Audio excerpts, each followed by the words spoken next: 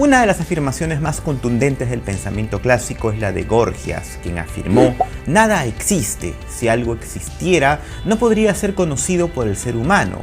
Si algo existe y pudiese ser conocido, entonces sería imposible comunicarlo a otro ser humano. Esta afirmación a priori aparenta necedad, mediocridad o quizás desaliento. Sin embargo, en este video espero poder hacer que reconsideres esta idea en un presente donde más que nunca tenemos que tener claro qué cosa es la verdad. Gorgias era un sofista nacido en Leontino, Sicilia.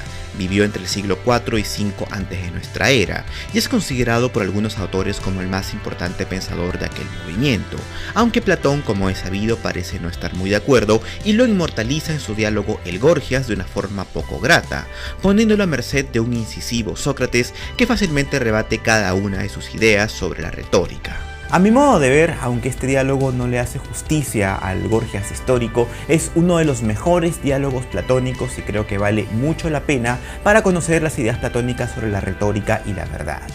Pero regresando a Gorgias, parece que fue discípulo de Empédocles y que en su adultez estaba en contacto con la escuela eleática, donde ubicamos por ejemplo a Parménides y a Zenón de Elea. Para efectos del caso, estos eran los chavos que decían que el movimiento no existe y que lo que es, lo que existe, la naturaleza, es uno, inmortal, inmóvil, limitado y perfecto.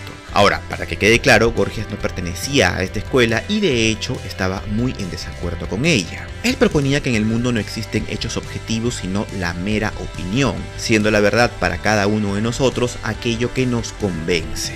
Razón por la cual a Platón le resultaba intragable, ya que su noción de la verdad era una sola y frente a ella nos acercamos de manera racional, y si hay desacuerdos entre un punto de vista y otro, esto se debe a que estamos presenciando distintas partes de un solo camino. Por tanto, para Platón existe una sola verdad que siempre va a estar más allá de las personas. Por ejemplo, los griegos no consideraban que la Vía Láctea era una galaxia como la conocemos el día de hoy. Creían que era solo una mancha lechosa en el cielo, que de hecho la mitología griega explicaba como la leche derramada por el pecho de la diosa Hera. Claro, la noción del universo era muy diferente en aquel entonces, y esta quedaba casi reducida a nuestro sistema planetario, en el que la Tierra era el centro. Todo eso era lo que la gente creía mayoritariamente en su momento, aunque la verdad existiera al margen. Es decir, si en ese momento le preguntabas a todos en el mundo antiguo, ¿existen otros sistemas planetarios?, es posible que el 100% dijese que no, aunque no fuese verdadero. Gorgias, por el contrario, decía que no importa lo verdadero en última instancia, porque es inaccesible. Ellos no tenían cómo saber si existía o no otro sistema planetario.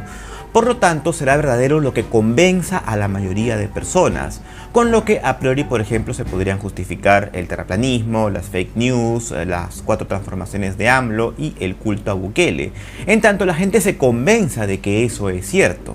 Vivimos en un mundo de opiniones.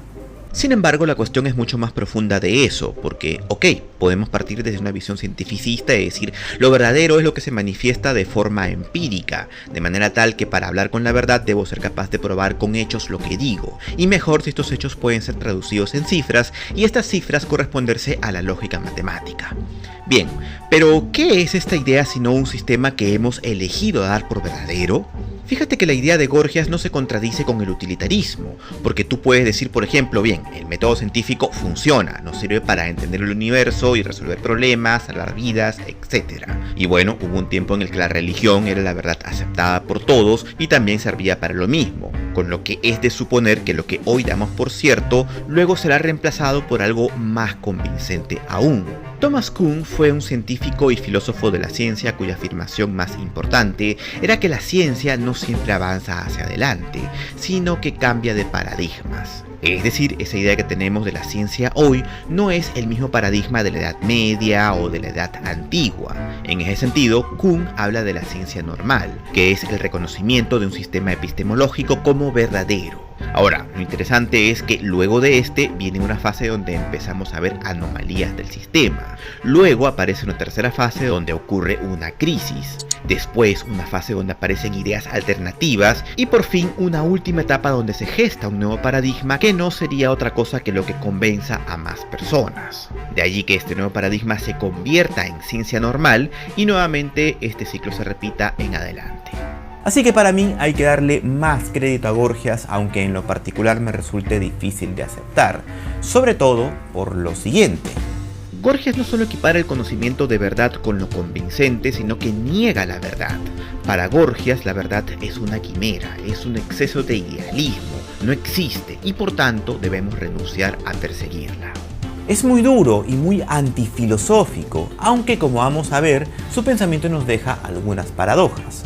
Nada existe. Si algo existiera no podría ser conocido por el ser humano. Si algo es existente y pudiese ser conocido, entonces sería imposible comunicarlo a otro ser humano. Gorgias entonces intentará convencernos punto por punto. Primero, nada existe. Tomando como referencia la postura de la escuela eleática donde todo es perfecto, inmóvil, etc., Gorgias se pregunta dónde está contenido lo que es, ¿en la nada o en otro ser? Si está contenido en la nada, entonces no existe porque la nada no tiene como propiedad la existencia.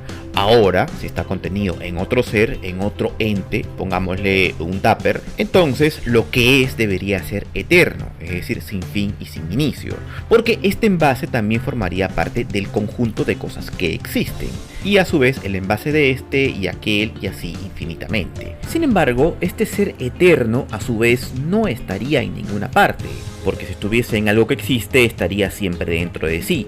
Está en la nada, entonces nanay. ¿Qué otra posibilidad tendríamos? Pues que en efecto tenga un inicio y no un fin, es decir, que sea infinito. Dicho esto, tendríamos entonces dos posibilidades. Lo primero, lo que nos regresaría a la idea del tupper, es decir, que este ser sea engendrado por otro ser. Ese otro ser, en tanto existe, también formaría parte de sí. Luego, tampoco se podría engendrar de la nada porque la nada, nada es. Algo tendría que haber habido antes para engendrar. Entonces, lo que existe en realidad es una mera ilusión. Comprendido esto, el resto de puntos me parecen un poco más sencillos.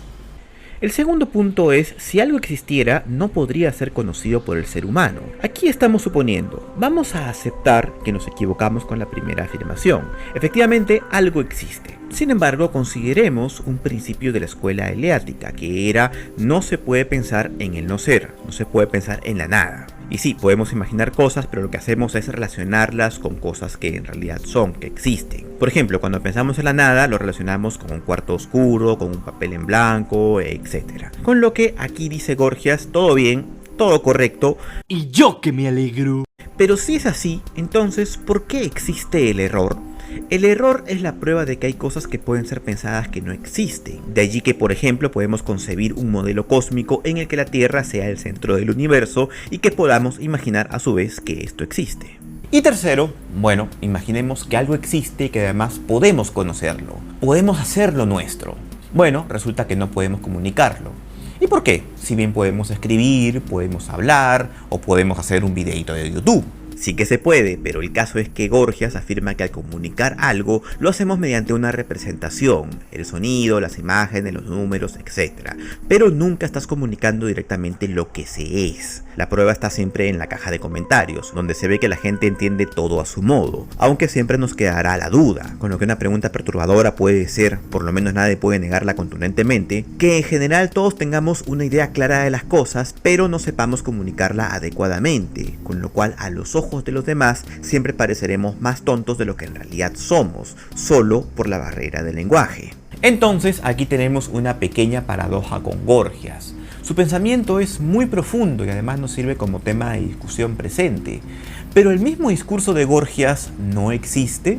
¿No es además sujeto de ser conocido y ser comunicado? No me refiero aquí a un ad hominem contra Gorgias, sino a la doble negación en el discurso partiendo desde el punto de vista de la nada. Si aceptamos que nada existe, esta afirmación tampoco puede existir porque es algo. En fin, esta frase de Gorgias debe entenderse siempre dentro del escepticismo radical, postura que argumenta que la existencia misma y el conocimiento del mundo exterior son inherentemente inciertos o incluso imposibles de alcanzar. Por tanto, no solo dudan de todo y aplican la duda metódica, sino que cancelan totalmente la duda. Directamente no vale la pena hacerse un método para conocer porque desde ya tienes que hacerte la idea de convencer a la gente de que ese método es válido, aunque claramente no es verdadero por sí mismo. Demuéstrenlo pues, imbéciles, demuéstrenlo. Y sí, puede ser útil y todo lo que hemos argumentado, pero no le pueden reclamar al buen Gorgias de que es la verdad. Y así vivió él por más de 107 años. Dato no menos relevante porque con su longevidad podría haberle dicho a sus detractores: si ustedes son tan inteligentes, entonces ¿por qué se murieron? Y bueno, nada más, este ha sido el video de hoy. No olviden suscribirse al canal si es que aún no lo han hecho y pinchar la campanita para estar atentos siempre a todas las notificaciones. Per aspera arastra.